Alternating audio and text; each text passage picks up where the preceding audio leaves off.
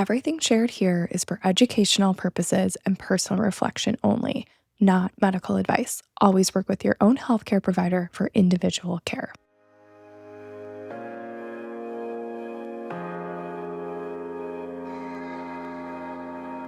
Hello, everyone, and welcome back to the Inner Script podcast. Today, I'm joined by a very special guest. I have Brian Donahoe here. He is the co-founder and lead practitioner at Shen Generation in Los Angeles. Brian's work blends structural bodywork, nervous system regulation, and functional medicine, all rooted in seeing the body as a truly integrated system. And I also want to share that I experienced his work personally, and it was so profound, and I'm so excited that he's here so that we can kind of jump into it and really talk about how transformative his healing experiences are. So really excited to have this conversation with you guys. Brian, how are you doing? Doing well. Thank you for having me. This is such an honor. Yeah, sharing your story too. When we do these things, actually talking to a person on a podcast who's been through this treatment path gives a little bit more context, because we'll find out. I go places. I'll wear multiple different hats. I'm trying to mirror what information needs to come through to break a pattern. And you're also very intuitive too. Like, you just pick up on a lot of things. So we're obviously going to get into it. But first, I want you to kind of talk about what originally drew you into this work. I know you have a very interesting story. So why don't you share kind of your experience with what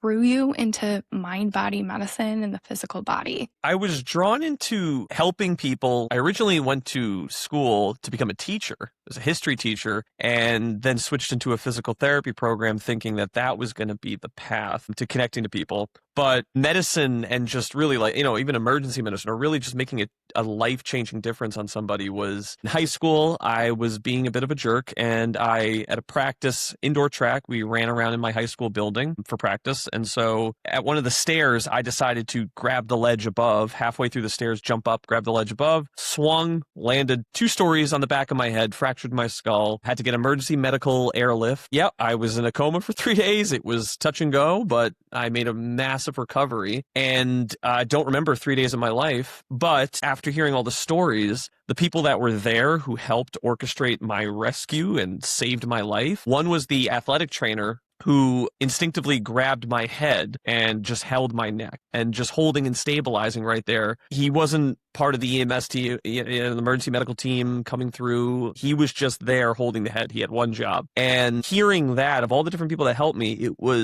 his name was Mike. He instinctively took control of a place that on my body needed to be stabilized.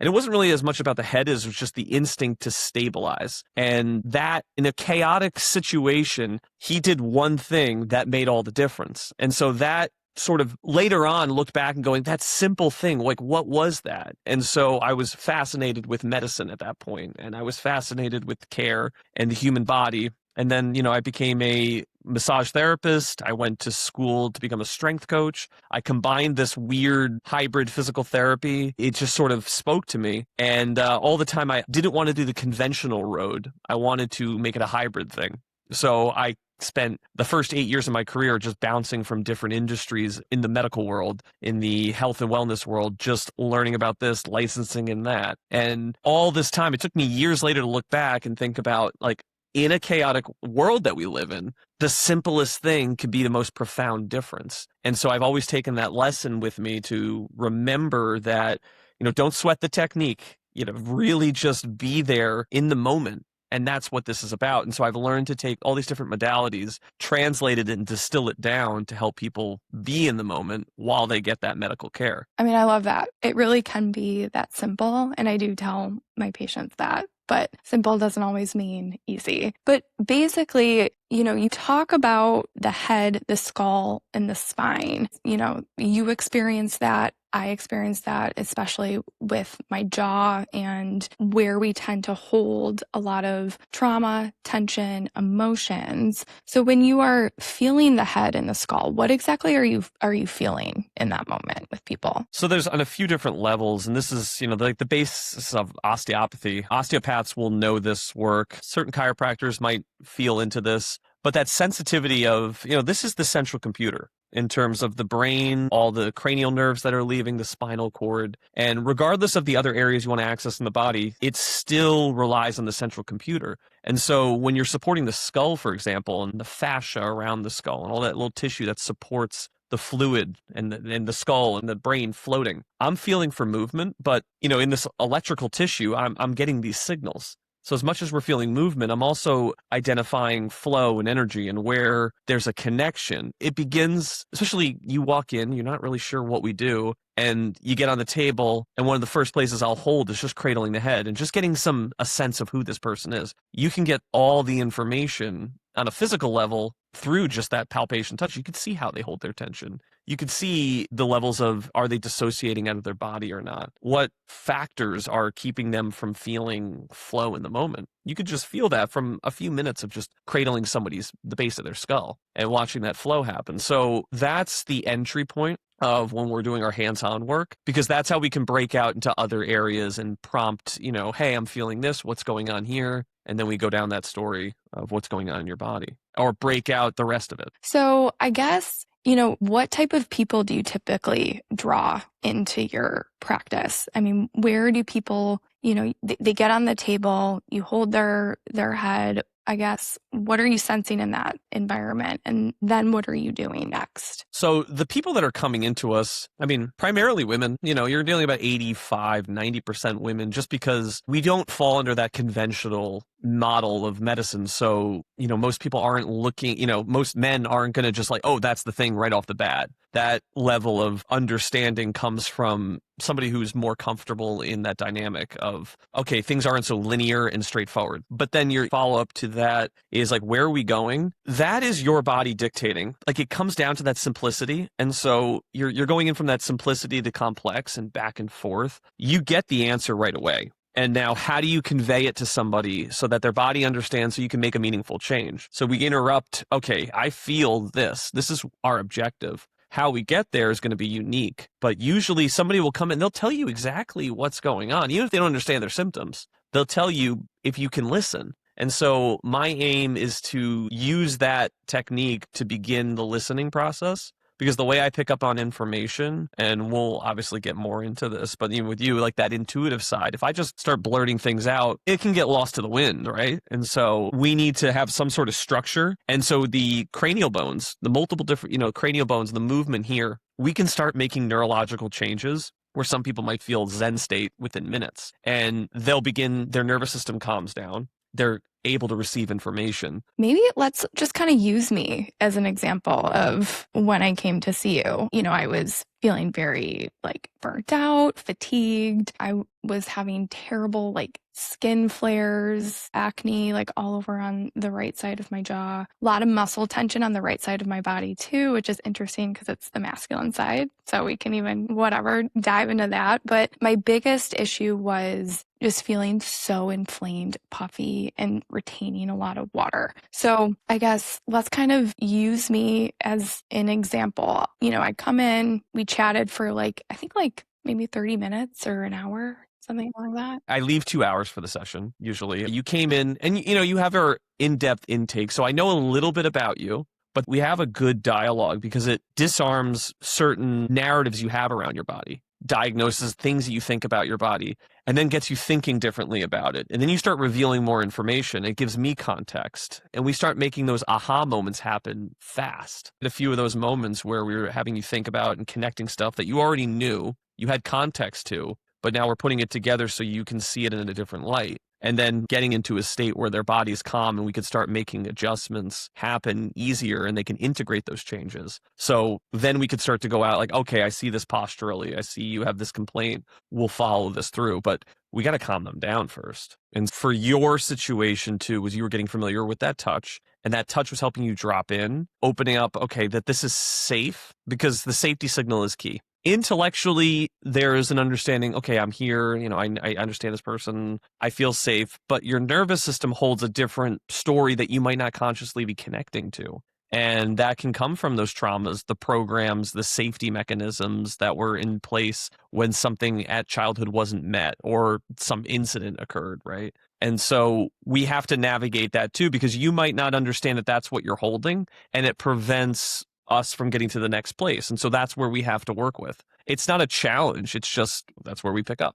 We chatted and then I get on the table and you always hold the head first, right? If you're lying on your back, 99.8% of people, unless they come in with super active back pain, like they can't, like I'm almost carrying them onto the table, then that's where we kind of just address that immediately. I'll always refer to this as like the vitamin or the painkiller. And when people come in and they're in that painkiller need, like I can't just start like, oh, just calm down. Like they might really get pushed off by that. But for most people, if we need to contact the stomach too, just a gentle hand placement, for certain people, that is a place. If I feel that their body is really already sort of opening up, we'll go there. If I worked on somebody a lot, I might start on the feet, just contacting the feet, like, hey, give me the signal. What's going on? If somebody's not really feeling grounded, I don't feel them, they're up in their head a lot, I'll always contact the feet just to help pull them into their body a little bit more and then work into the hips, the stomach area. And actually the head will be the last place, that for certain people.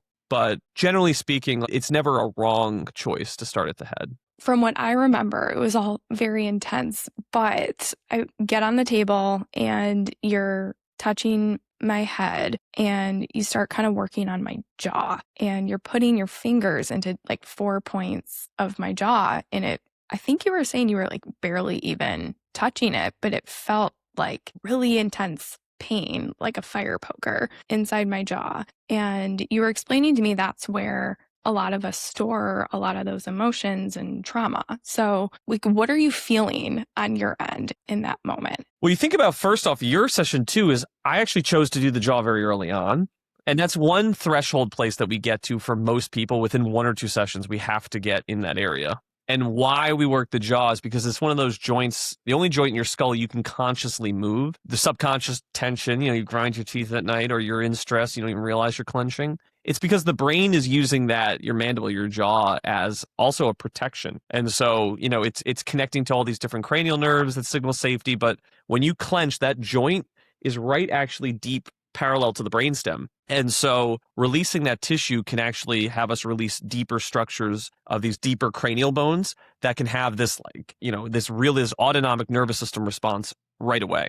And for some people, we build up to that. Most people, we're building up to that. I think for you, the context too is you were coming in out of town, you were there for one session, and we needed to get in there. It's a call. It's in the moment. It's a call. It's like, hey, we can go in there. We can do this. This will open up more versus, if we like build up to this, we got there right away. And the pressure is like, if you're, hitting an elevator button, but I'm in the back, way back there, and I'm holding a few different structures. And there are some reflexes for these bones right here. But what it does is the body freaks out. It's like, what the is going on? And we get over that hump because we keep consistent depth and pressure changes a little bit, but the depth and the intensity is like that 7 out of 10, hovering closer to an 8. You want it to be just enough where the body's like, get out of my mouth, but I can get through this. And I'm walking you through, you can release this. So I'm always guiding somebody, hey, sometimes open up more, let go. And it's not just like physically let go of the jaw, I'm also like let go mentally. And that control that you have in that threshold of intensity, this alchemy, this magic happens where bang, the body lets go and opens up. And when it opens up here, it opens up any other place. And it's really interesting, the consistency across the board, so many different types of people, is once we get to that threshold, their body becomes more tolerant of any type of treatment change. Things happen within one day of their first initial session where they're like, whoa, what was that? It was, something happened at the jaw release. And so that's really an important place. And for you, it helped open you up on a level of like something you already knew that you could do, but it got you to a place where your body can feel like, all right, anything's possible now. And I think something I always say is when it comes to mind-body connection, mind-body medicine, it's such a different process to know something. Like for me, I knew a lot of my symptoms were emotional, but it's so much different to actually believe it because your entire body is embodying it. And I think that situation really led me to fully understand how profound even the most minor negative experience can really just live in your body and how much pain we're actually carrying on a day-to-day basis just by you like just pressing on that area. It was crazy. And then with the release of it, I felt this huge, I had no control over my emotions when I felt that release. So what exactly is going on there? Like, for me, the release was crying. For other people, would that be like screaming, yelling, body shaking? Is it different for people? How anyone processes, like, it is unique. There's common things you're going to see, but, the layered tranches of wrapped up experience that we have, our brain is the processing center, but in the tissue holds all the unique information or the tension. And we're getting back into the fascia and how, fascia is primarily a water structure based crystalline matrix of fluid-like tissue, and what's inside that is not just water. Water carries memory. Dr. Emoto and people like to poo-poo the science on water memory, but we understand fourth phase of water that is like a supercomputer. In every little droplet, the structure of water carries information that our brain then processes. And it's not an instantaneous reflex. It sometimes takes some time. And so with the jaw, almost all stress you've ever had in your life is going to have some sort of tie back into this area. So think if somebody's clenching at night, and the majority of people, will clench at night. A lot of that's postural related, but for the most part, when you're in that, what's happening is you're having some wild releases. Some of it has to do with the duration. I think that's the biggest thing too, is when people get jaw work, people tend to move around and say, oh, that was uncomfortable, but I'll hold the spot. I'll find where that needs to be held, and that puts people through. I've seen what seems like an orgasm, and I've seen laughter. Tears are something that comes out sometimes, some slow tears, and not just like, oh, this is like the, when something's like a little tense, your eyes water. It's an involuntary thing. I think for you too, it just came up. And as that happens, it's not just that is the treatment. It's nurturing you. Hey, this is okay. What's happening here? Great. Coaching you through the release after. Fingers out of the mouth. Now it's coming up, reminding the body this is safe, because you can put some work in there and then not support that person. And then it wasn't a useful release. Yes, things might have opened up, and that's nice. But if their body ultimately registered as an unpleasant experience, you can't integrate into the next level because that loop is still occurring. So part of that, breaking that loop, is nurturing you out of that, taking that break, processing what came up, getting you into your body. So immediately, like putting my hands somewhere else. Hey, this is safe. Where are you? What's going on? And your body goes, oh, releasing this, I'll tie that into safety. As much as it was a bee getting through it, your body is holding that, going, you know what? That was useful, that I was able to release that. I have that ability. It's a superpower that you're accessing. Yeah, that was because for me, it wasn't, just a few tears. It was like I was sobbing.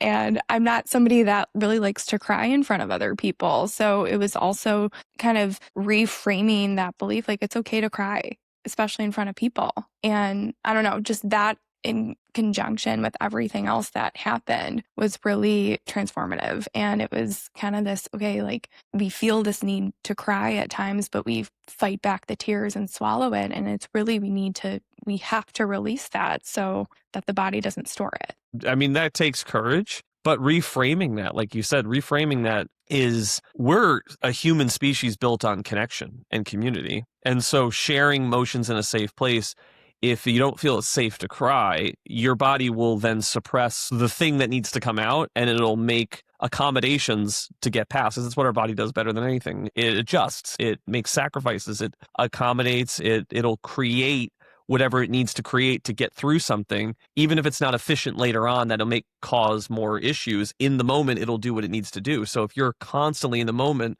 unaware that it's not safe to express your emotion, whatever that emotion may be, your body suppresses, it compensates, and then you're off to weird, complex layer. Like I said, that tranche of that layered stuff packed within itself. And so opening that up, sometimes where cognitive behavioral therapy wants to talk about it, you have to charge the emotion to be able to fully integrate what that was. And so it's really nice is we can also talk before and after, but that charging that emotion is one way for the body to go, hey, like this is for first and foremost, I can release this. It happens pretty profound, and you don't have to overcomplicate it. This comes back to that simplicity of get through the release. This is what it is. Let the information integrate and process. And, I told you, it might take 12, 24 hours a day later where you start to, things come up, right? Things were not great the next day. But I say that in a way, I was like, okay, I know I need to be going through this and feeling it. But yeah, it was intense, but it's a good intense, it's, you have to deal with your shit. You have to feel it. So it was amazing. But then you also started working on my tongue. I don't know if you remember when you gripped my tongue and we heard the pop. Yeah, sometimes the frenulum and the tissue, that these hyoid bones and the muscles in the hyoid area, and that fascia clicks. For some people, I don't want to force that all the way through because a majority of people have some sort of a form of a tongue tie, and we can get in that anatomy of a lot of that was developed, underdeveloped jaws. The tongue kind of sat like this when we were 6 months, 3 years old, underdeveloped, and therefore that little frenula gets really thick and tight. And then what happens is then the tongue doesn't want to be suction cupped to the roof of the mouth like that. You want to be able to move that tongue all the way to the roof. And for some people, that tissue, because think about if I don't speak up and I don't say anything and I kind of hold back, I'm holding tension here. So when I open up the tongue, you begin to expose the hyoid area and the throat right in here. And you can actually get that tissue to feel what it's like to expand, because it's around the vocal cords. And so that expression area is able to open up. I just find it useful. Not everyone gets that done. I just find it useful to kind of pair in, especially when we're in those areas of somebody who suppresses. I had felt that on you. You articulated that. I wanted to get in touch with this side. And so that was one method to get you in touch with that level of how do I express here? Right. So do you think, I guess with the jaw, the tongue, do you feel I know most people carry stress there, but are there certain behaviors that make people kind of more susceptible to tension there? Or when you're gripping their tongue and you feel that release, are there certain, I guess, things that are repressed that make somebody more susceptible to that degree of intensity? Hard to say. It'll come up and it'll present itself in unique ways. Is there a different, degree, like certain actions that can lead to that? I mean, posturally, we've got stuff that happened before you even conscious that was an issue. And so we talked about tongue tie, jaw tension, deep frontal fascial line, this nonstop connective tissue that wraps around muscles and bones and goes all the way down to your feet. So you can think of the tongue going down the throat, all the way into the diaphragm, pelvic floor, inner legs, down to the arches of your feet. And so it's one of those fascial lines that I'm always connecting to too. And that in Chinese medicine, you look at, yin and yang, the yin sides, the dark, the shadow, that is the most yin, going all the way down, the protective side. If you're in the fetal position, you almost pull in here. I mean, it's the protective mechanism. So releasing that tissue goes into a place where the body really wants to retract into. And so you have to honor that space. You can't just force it in there. You can't, really, you got to be gentle, because you're dealing with so much more than just the tongue. And for you, we're working the pelvic floor when we're working this area, and vice versa. You can, if somebody's got the suppression here, you start noticing areas around the pelvic floor where they're really tight. You notice their feet are really weak or tight. Adductors, that's another area that gets super sensitive on people. And so we're running those lines through. Then we're getting into the diaphragm, and now we're looking at breathing mechanics, and breath is the first thing you'll do in life, the last thing you'll do when you pass on. And so the way somebody is breathing and the structures that support breath, that's right there with the importance of that first diagnostic session is seeing, and in treatment is assessing that. Let's talk about the pelvic floor, because you also, you put your your hand on my stomach and you were like, you're retaining 5 to 10 pounds of water. And that was so validating. Let me tell you, because I knew that I was, but I didn't really know why. So basically you put your hand on my stomach, and then we were working on getting my breath into my abdominal region instead of my chest, but it took a level of releasing control, but I was having difficulty doing that. So explain a little bit about that and why breath into the abdominal region, pelvic region is so important. Because that's just the way our body's designed. And when we're constantly stimulated in this modern world, our secondary supportive muscles become primary movers. So breathing into the stomach is not just breathing into the stomach. You have to breathe into the back. And then how do those areas open up? If you go deeper, just in between the legs and the pelvic floor, and those areas between the legs, your butt, all the way through penis, vagina, all that tissue is supported, and it's like a web that goes down and up. And so when we're breathing in, this stuff is inhaling, allowing that to drop down. It has to open up because the diaphragm descends when you inhale. And so as it draws air into the lungs and it moves down, that pressure from the organs have to be moved downward too. So when somebody's not used to being in a calmer parasympathetic state, their body doesn't get used to that releasing. And so it holds tension there. And you can tell somebody that, but they don't understand. They don't have a context to feel it. So putting your hands on somebody's stomach is a good way to you can start to evaluate, hey, this is what's going on. Now, I'm not a pelvic floor specialist, nor would it be appropriate to go internally, but that's the area, if you could imagine, down there. And traditional Chinese medicine talks about these areas of these sexual centers where energy, qi flow, is sort of brought in, like the primordial qi exists there. And connecting to that place is a really important difference of removing this westernized, tabooed version of what sexual energy is into creation. And so if we can't access that place, our body doesn't feel safe enough to just authentically find its potential because it's not connecting to its source. And I've worked with a lot of people on just pelvic floor control and abdominal strength and visualizing center in that place while they're exercising and seeing that it's not a muscle you contract. It's not a space you breathe to. It's an area you connect to that autonomically has that response for the body to go, got it, I know what to do here. And so when you were not connecting with that area, your body is missing an essential piece to being alive, feeling alive. You're alive, but to really feel like I'm here to create and share something. And so that's been something that is probably another objective that most people need to get to. Man, woman, we're the same areas. Yeah. And that's something I've actually, like, after our sessions, been working on. When I'm doing like breath work, I like put my hand on my stomach to make sure that I'm breathing from there. And you activate a certain part of your, parasympathetic nervous system that you can't really do unless you get to that point. So, and yeah, I think a lot of women carry their stress in their pelvic region. And it's just so profound, these little things we can do. So much. I mean, one of the things that I'm developing a course, interesting, written by me for women, Rhythm Restored, and how we're connecting that. And there are some teachers in my life who have shown me, because I don't have the parts. I have the understanding. I have the clinical understanding, but how do I work with women? How do I understand? I can empathize, but like, how do I really acknowledge their lived experience in parts that I don't possess? And I'm not wired the same way. So I have to bring context. And I learned that, just bringing awareness, most women just don't bring their awareness for so many reasons. I mean, just like the sexuality is tabooed. So that area begins to be pulled away the second, they understand what's going on. Not enough strong female figures in our lives who have shown our parents and grandparents and schools and religion, so many ways to just pull a woman out of her body there.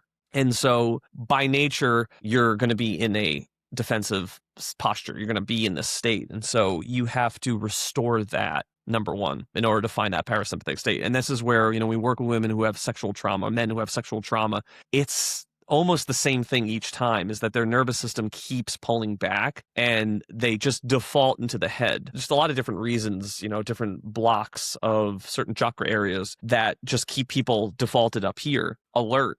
And in this modern world, when you're constantly alert, people might mistake that for success because you just get busy being busy. You just start, find this energy that needs to go somewhere. So it's output, output, output.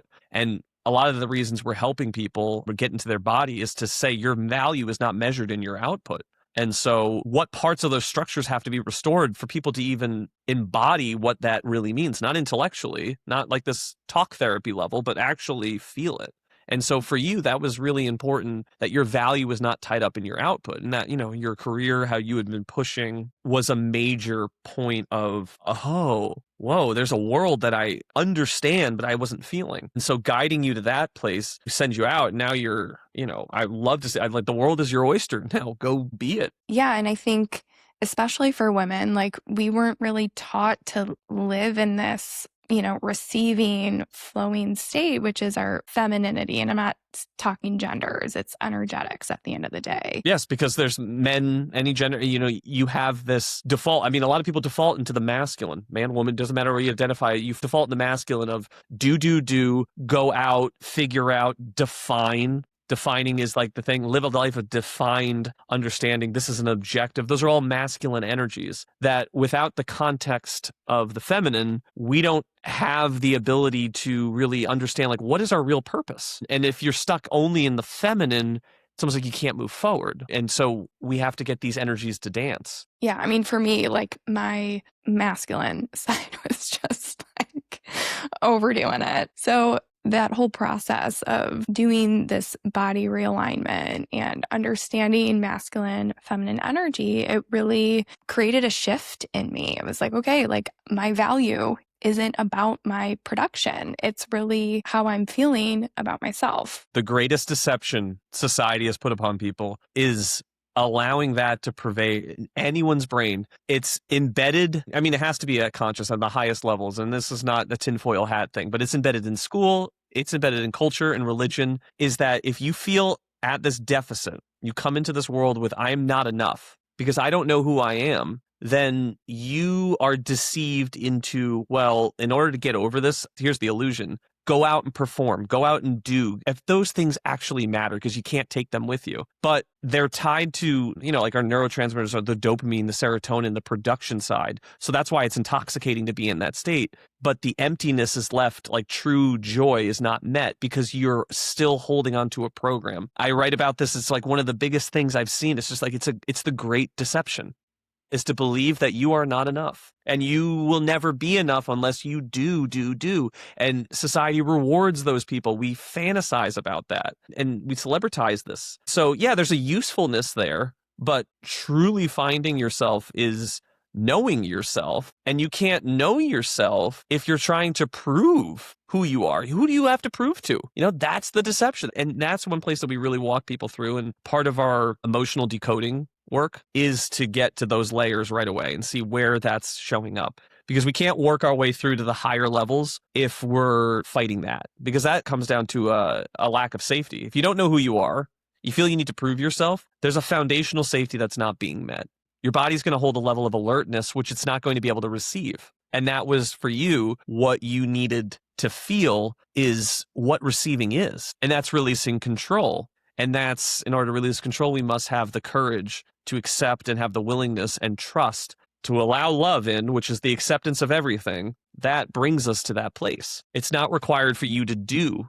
It's required for you to trust in this connection to the whole thing. And that is a foundational shift. And we call it's a bridge of courage that takes you to do that. The most courageous thing you can do is let go of that control. And another thing you left me with, or even kept saying in the session, you were like, you were so sensitive. You're so sensitive. And I remember I was kind of like shriveling at that because I viewed my sensitivity as a weakness up until that day. So when I went home, you sent me this email. I don't even know if you realize this, but you sent me this email where you were like, all you want is to be seen, Stephanie, but that starts with how you see yourself first. And I sat with that and I was like, what does he mean by that? I was like, Brian, like, what do you mean? And then I was like, holy shit. And I was like, this goes decades ago. We're like 8 years old or younger than that. I was an incredibly sensitive child, like could cry at the drop of a hat because I just could feel everything, just absorbing everything way too much. And not knowing how to process that. So it allowed me to kind of shift this view of myself of like, wow, I am very sensitive. And it doesn't always mean, yes, I can be emotional. I have a lot of feelings, but it's not just about the emotional aspect. It's just feeling so sensitive to external environments. And I need a little bit more TLC than maybe the average Joe or Jane. And that's okay. And that's a beautiful thing. So it's something I really started to embody and really love about myself because it sounds corny, but it makes me who I am. It gives me my intuition, my compassion, my empathy, and allows me to really connect to my patients on such a deep level and honestly use my intuition on them to see what's going on with them, as I'm sure that's what you do. So yeah, like that was a huge shift in me. So do you see that commonly in people who come to see you where they are rejecting major parts of themselves as like a survival pattern, I guess. Almost everybody is doing that to a version. What they take with the information reflected back of them is unique. And, you got to the point where we graduate people out of this place where they're not deceived by that anymore. Now you're out into the world going, okay, these are how my gifts are shown. And you're not fighting your identity. And now you're seeing all the things that you had been suppressing as that fuel. As that, oh, they were challenges. I was perceiving they were challenges, but now I understand how to work with this, and now it connects me to what I feel is my purpose. The purpose is not defined. It just, you feel that connection by understanding yourself and just coming to that aha moment. So we graduate out of those, bring people through to that place. That's the checkpoint. And that checkpoint has to be met for us to go to the deeper places to start refining and understanding and reflecting in other ways, pulling other patterns that are coming up. But that first foundational place is to fully accept. And so everyone's got to come to that realization at some point. And most of the time, the people that I'm working with that are fighting it, that's the thing right there. And they're running away from themselves. And so I'm not afraid to share that at some point, but I have to know when, to be nurturing and when to provide tension. I think that's something I focus on really well. And it's been a challenge because a lot of people don't work that way, is riding that line, providing a little bit of tension for growth, but knowing when to back off to nurture, letting it go, and then just seeing like, how can we move things? How I just try to balance the masculine side. And, for you is like, okay, challenge, and then give you that straightforward information. You need that. And sometimes it can settle in a weird way, but I check in with myself and make sure I'm coming from that integral point. And then I've done what I need to do. No, and I think that's a beautiful thing. And I say this to my colleagues too. Like, I call it tough love in a sense. It's one of the best things you can do with somebody. Obviously, you're being tender, but you're also giving honest feedback. Not wasting somebody's time. Exactly. Yeah, I mean, there's a way. I always tell people, if what I'm saying is not resonating with you, go find a teacher who does. I'm not going to take it personally, and that's okay. It's a spiritual law. If what somebody's giving you is not resonating with you, you don't need to stay there. It's nothing wrong with you, but that version, the flavor that you and I are talking about, is just a way of expressing, okay, there's an energy, about us that wants to bring it out there. And so the message we're broadcasting is like, this is what we feel is the most efficient way to get through. It's not being cold. And, it's just, okay, hey, you've come a long way. It would be a shame for me to just sort of like string you along because I don't feel you can handle something. We really want to make sure that we're able to support overload, but at the same time, like, there's a simple message that needs to come through, and then we can work and bring context to it. But we got to get to that place. No, nail on the head. And like, people need to hear it. You kind of have to feel that friction first in order to really integrate things. That brings me like a big place I talk about a lot, and you'll hear me say it would be hell. My definition of hell is being on a loop, knowing you're on a loop, and just choosing to be on it because you don't know another way, but you still choose to be on that loop. That's hell to me when you're aware of that. And if I can break you out of hell, whatever means are necessary to break you out of hell, let's get out of that. Because it doesn't matter there's no spiritual path of how far along you are. That's a deception. There are places where people are stuck on different points in their life and different journeys. I learned so much from every person. And I'll say that some people gain context and perspective that I learned from in the session just as much as I'm giving something. I have a specific skill and tool that I use when I reflect back, hey, I feel you're stuck here because of the way you're communicating. Whatever it might be, if it's showing up physically, if it's showing up in emotional, functional medicine side of things, your body, your cells aren't changing, for example. It can come down to an emotional thing where I'll have to take off the functional medicine practitioner hat and put on the emotional side and say like, hey, I'm feeling this. What's going on? And that is oh, wow. And it's just, I don't need to take 6 weeks to work through an exercise to just say this thing right here. And then let's deal with it after. Let's figure out what we need to do to support that, how it resonated with you. Do you find that, I feel like a lot of the people who come to see you are pretty like what I could say woo-woo. They're accepting of this mind-body medicine connection, all of that. Do you have people who are pretty resistant to it? Oh, yeah. Part of my personal journey in this is to appeal to the skeptics. This is my Ralph Waldo Emerson quote: to laugh often and much, to win the respect of intelligent people, and endure the betrayal of false friends, to earn the appreciation of honest critics and the affection of children, to appreciate beauty, to find the best in others, to leave the world a bit better, whether by a healthy child, a garden patch, or a redeemed social condition. To know even one life breathed easier because you have lived, that is what it means to have succeeded. And part of those are, the honest critics and the respect of intelligent people. There are people that are going to come in and going, I don't understand what a chakra is. I didn't get raised in that. You're saying things that I can't quantify. So I've had to find ways. The challenge is to work and go, okay, I can prove something to you. And it's not just anecdotally. I can show you right now, this is this experience, and people understand what that is. Not that they're resistant. It's just they feel like, hey, I need it this way. The people that are resistant are the ones that you might come in woo-woo. And so you asked the question, like,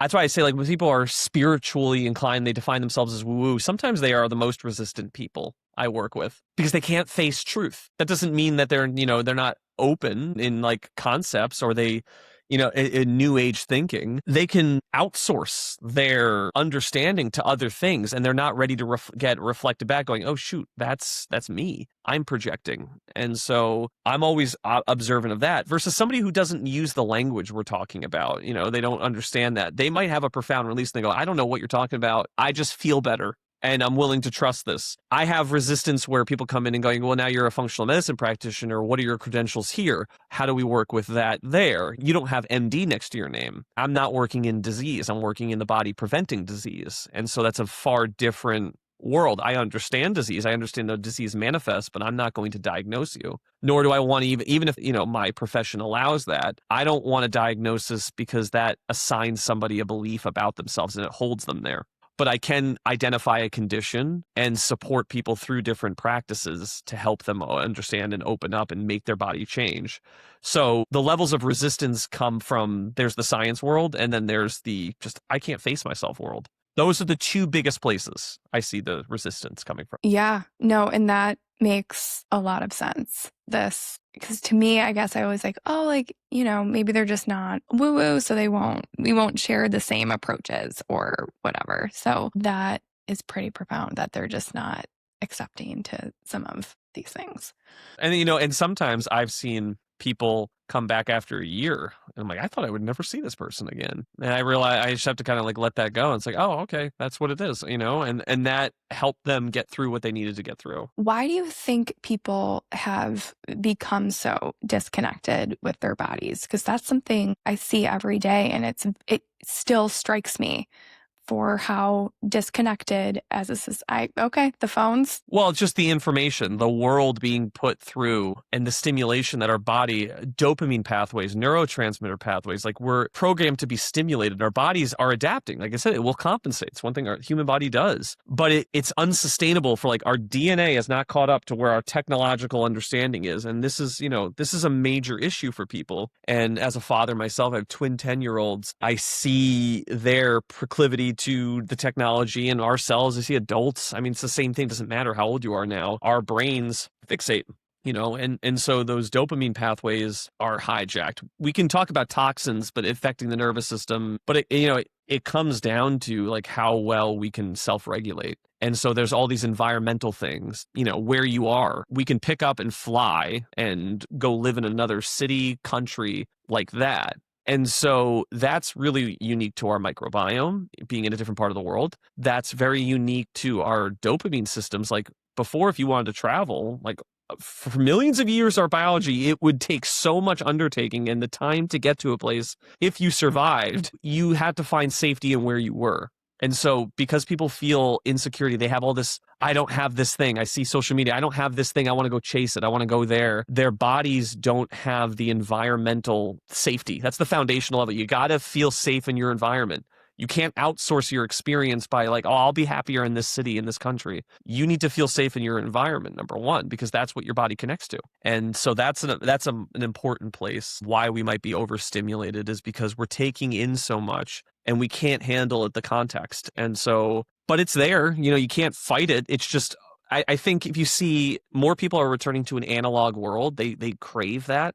And there are some people that crave just the convenience, and you're starting to see a shift. We pushed ourselves to convenience, how fast we can get something, and we lost that craftsman experience, the connection. It becomes sterile. And so we want more and more. We're not satisfied. Everything's sort of bland. And I think that's a larger undertaking, but I'm helping people orientate themselves. An important thing I wanted to mention is that the objective, like, what do you do? It's like, I help people orientate where they are. And so I'll provide context and I'll provide, hey, this is what the world is showing you, but we need to orientate you where you are. And then instead of correcting it, we're just saying, hey, you're here. Do you want to be here anymore?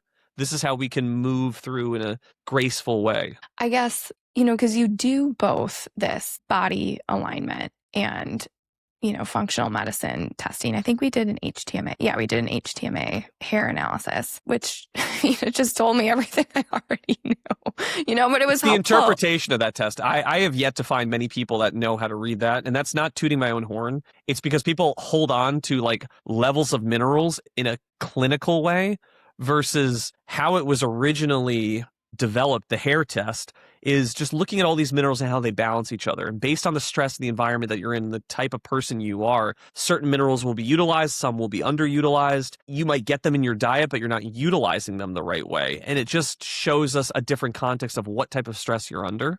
Beyond, like, we can also see like heavy metals and things like that. But based on how your body uses those minerals, it's what we're made of and comprised of. You can see a pattern that isn't necessarily going to be reflected back if they just tell you their whole story. So it helps people see like testing data and then, oh, that's what's going on. Got it. I'm fighting here. And so some of the work, Dr. Eck, Dr. Carrie Reams, Dr. Lawrence Wilson did a lot of research with HTMA. And I've seen people use other labs that don't necessarily do the hair test the right way. They wash the hair or they do things with it, or they don't have consistency. The labs that we use, ARL, they're one of the best at it. Their consistency and then their interpretation is so important. That's just one lab, but it was great for you because you're a clinician yourself. You understand. It was nice to show you data and reflect back confirmations and like how we can work through that. You talk about like utilization of minerals. Like, do you think one of the biggest reasons why people are nutrient deficient, mineral deficient, do you think it really ties back to a dysregulated nervous system? Can you even digest? Can your body create enough stomach acid? A lot of people have bloating, they have, acid reflux, and they think they're too acidic.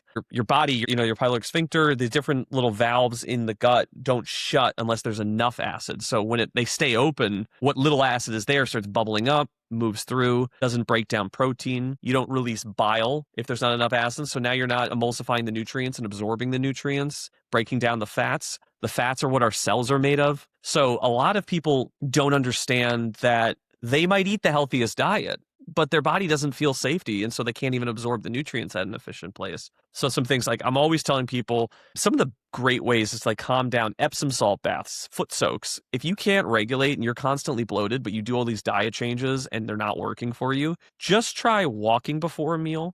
Try, like taking your Epsom salt baths to regulate and calm down. Put the phone away when you're eating. Light, circadian rhythm. That's one of the biggest things I'm coaching people on is I'm always investigating their relationship to light. Our cells emit photons, put out small amounts of UV, our mitochondria. And based on how that we charge ourselves up through our environment is reflected on the signals that come through the environment. We are of the environment. And in this sterile world, another thing you've talked about, artificial light.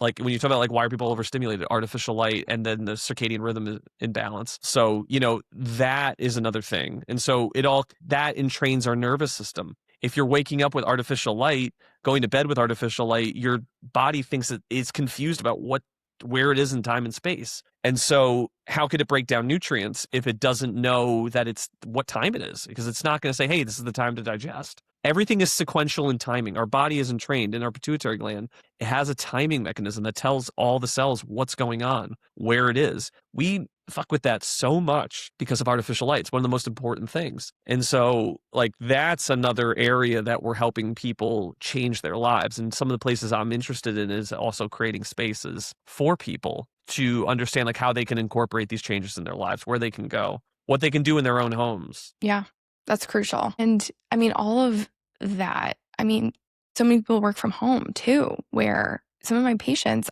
they're coming in anxious, depressed, and low energy. And I finally started asking them, I'm like, when are you leaving your apartment? Like what time? And they're like 4 p.m. And I'm like, bingo, there you go. Like, you have to get morning sunlight. And it's just these things that sound so simple, but you guys, it can be simple. Your body has this innate intelligence. You can defy that and think that you're going to, supplement your vitamin D and get its synthetic vitamin D, and that's going to replace the UVB that your body needs. We can demonize the sun. The oxidative stress that the sun causes is not what's causing skin cancer and causing the damage in your body. Your body's not prepared. It's not building melanin enough. Get outside. Get outside early in the day. Like when that first light breaks, your eyes are so tuned to that nano wavelength of the light spectrum coming across that it begins to signal this spectrum of light is coming through. Then I need to make certain peptides and create certain things in my body to prepare later when the UVB is higher so that I'm not so susceptible. And so that's really important. I mean, I drop my blue light filter glasses. They're over there. Yellow lens, orange lens for when you're in front of the screens.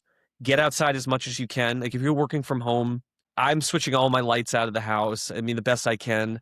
I've switched to some candlelight at night. I have the UV bulbs, but they're still LEDs, and we'll talk about flickering and the spectrum of light. It's not perfect. But most important is that, like, okay, I got to block the light when it's not appropriate. So I tell people like the orange or red or amber lenses at nighttime, it's essential for circadian biology, just as much as getting outside in the natural light. And you can actually, you can really help yourself just by doing that. That's super important. Yellow or orange for screen time and red for nighttime. Yeah, I got some because you told me to. It was a non-negotiable. I mean, you told me like, and people start to realize that like, oh, okay, like, yeah, sometimes it doesn't feel as sexy to wear this around. And then you get used to it and you're like, well, I feel better. And I started wearing them, and maybe just like, what is on your face right now? But it allowed a really important conversation about blue light, all of that, and how to prevent it. One thing I want to get your opinion on is we've talked about emotional release, nervous system regulation. I'm just curious about your perspective if this is common for everybody, but I found that I really couldn't fully regulate my nervous system until I did somatic releasing practices. Do you feel like one precedes the other? Do you feel like people can regulate their nervous system without doing somatic release, like release in general? Like, what do you think? Anything's possible. I think what we're fighting is just a society that doesn't foster these things, this somatic care. Our parents raising us a certain way, outlets for people to go to. So in a modern world, like, yeah, it's more efficient if you have somebody that can show you these things. You don't need somebody. That's a big thing. Yeah, I mean, who's to say how fast it can happen? I feel the most important thing is that you have the outlet to understand that your body is designed to heal itself. Now, if you know what you need and you check in and you feel, what do I need right now? Do I need touch? Do I need support? Do I need emotional? You can find that help. Somatics embraces all of that. And so, just understanding that and coming to that realization, that innate wisdom that your body is already encoded in the DNA, our whole makeup of who we are, we have the answers. We've just been defying that because we abide by a set of rules that are not there for your betterment. They're not there. They're just there to control structures. So when you break from that world, the matrix of that, you can reach out to people who can give you road signs on how to support yourself. And that's, I think, the most important thing versus like, oh, hey, you're not in my city. You're in another part of the world. Just that's the orientation work that we do, is help people orientate so they can go find somebody. Like, how do people find you, Stephanie? Is, that they have to go through it didn't work out with this person. It didn't work out here. And now I found somebody like her who hears me. Is there a way to expedite that? And is there a way to get people from a younger age so they don't have to waste that time? That's kind of like why you and I have gravitated towards that no bullshit approach, is because we feel the time that was wasted on us because the system didn't work. And that's part of why I do what I do, is because I don't trust the system is there for my betterment. And I'm working in it. But if you're not going to do it, who's going to do it? Exactly. I think that when people feel discouraged that they don't have somebody, they don't live in a certain city, you have the tools, reach out and start to feel that. And then all of a sudden the body, I have a different way. You have a different approach of how to get to somebody. It's not the only way.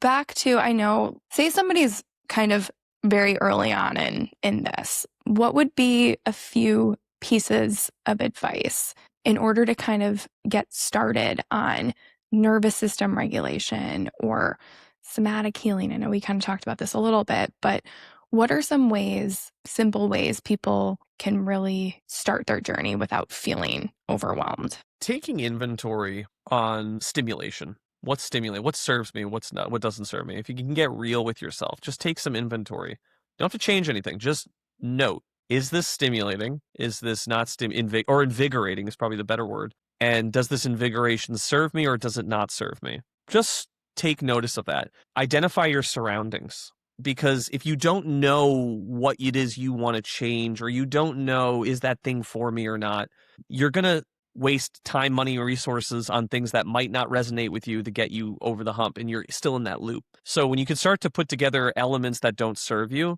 you can look at, okay, is it the way I'm looking at this not serving me or serving me? Can I make a change now? How can I make this change? And then see how my body feels. It's learning the language of how I feel versus again, what we'll end up doing is outsourcing your experience. And so, that's probably the first thing that people can do. Like when you're getting started is just start taking inventory on all this stuff. Get real. You don't have to share it yet. And it might take a notebook. It might take changing some lifestyle, like morning and night, take some time for yourself. Just start to get yourself in a neutral space where you can just tap into. You don't have to force meditation. You could be a meditative way. You don't need to sit and meditate for 25 minutes in the morning and at night to reach spiritual enlightenment. Just create space for yourself to take in more. It's a container that we're looking to create.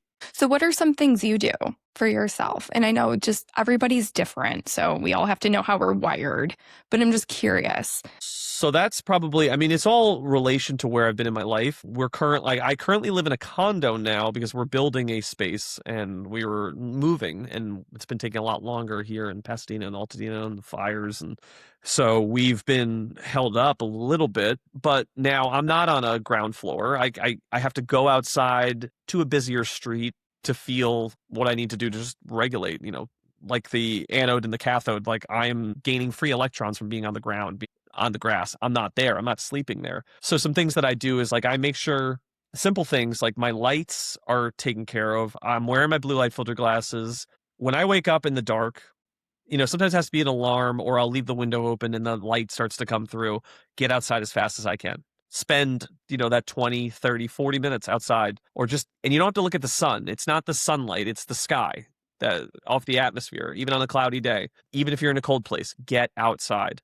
That tells your body to start what's going on. Don't look at the phone right away, and don't turn on the lights on. As fast as you can go from your sleep state to the outdoor light, whatever the light is at that time of day, that's the most important thing. Get moving, hydrating. I'm always making sure I'm hydrating first thing in the morning. Get things moving. I structure my water, minerals, clean water, filtered, and movement. That activation is so important. Go through your entire system, movement. It's not just going to a movement class. Get up and get on the ground, move around, feel.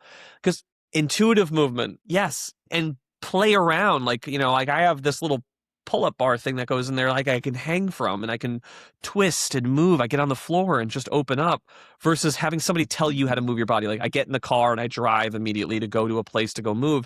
That's not a bad thing, but it's not getting your body quite what it needs for you to connect to yourself. And that's that innate wisdom. So those are the types of things I can tell people right away. If you're doing that, you're already getting most of it done. You'll set your day up so well, and then at night, winding down, really winding down.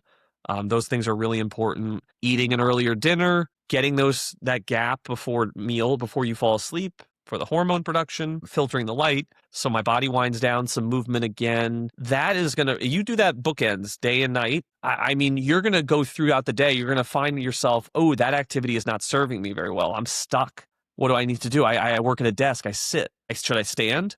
Well, if you're moving all the time, you'll find ways to sit, stand, squat, move, twist. Everyone's so, I can't do that at the office. If your job does not allow you to move at your desk, or you don't feel comfortable moving at your desk, I don't think that's a job for you. You're in prison right now.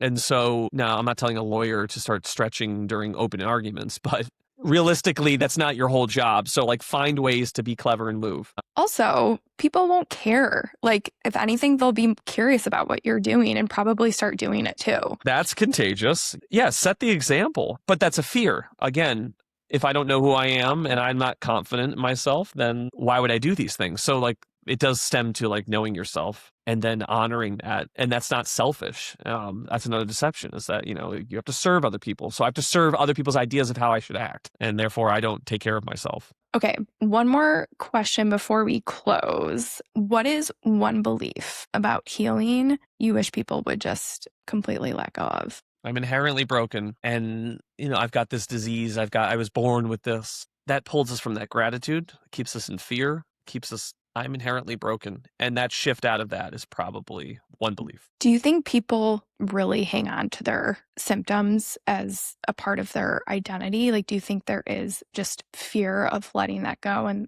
yeah. Because sometimes you've seen this too, is you identify something and they feel relief from the identification, and there is use in that. But what happens if it stops and it's like, oh, that's me now. That's why I feel terrible. So we're moving them through that. That is one thing that you really have to keep going forward. It becomes a threshold where somebody doesn't want to, and they like loop back or they dissociate and they start going off in that way.